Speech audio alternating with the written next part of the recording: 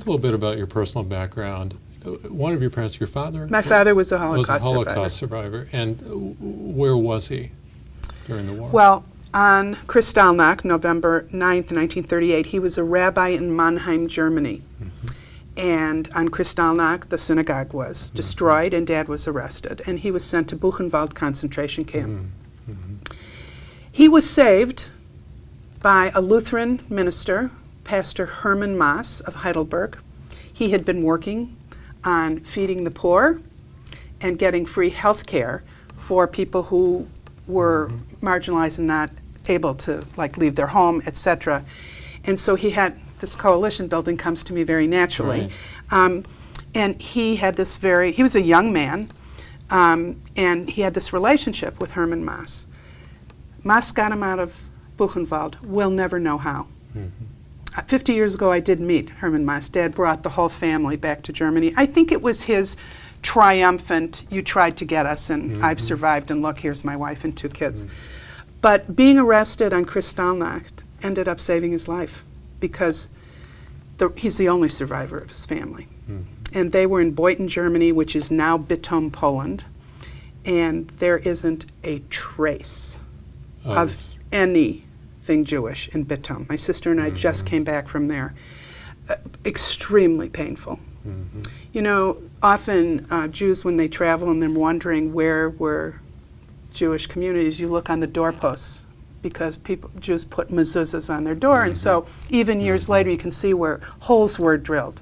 Even that was erased. And when did your parents come to the U.S., or your father come? My father came at the very end of 1939.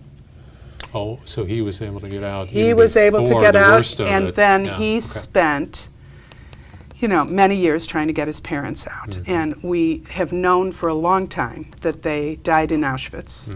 What we didn't know was when.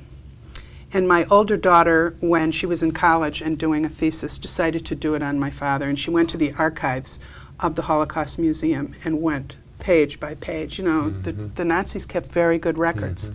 And she found the deportation papers we now know on May 28th, 1942. They were put on a train and brought to Auschwitz for extermination. It was the first transport that was solely for extermination, not even pretending to work people to death. They went right out of the train into the gas chamber. They probably lasted 3 hours there. It was a profound thing to learn. Somehow knowing the date made it different, even though I knew their fate. But, I'm left with a challenge, which maybe I'll write about someday, or we'll talk about someday. It's just the whole concept of memory and how important it is.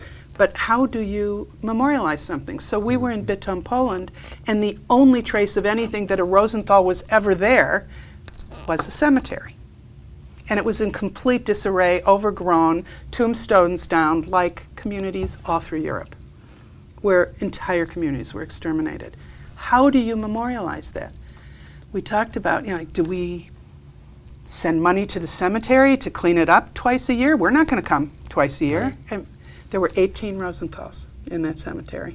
And millions of people share that same experience.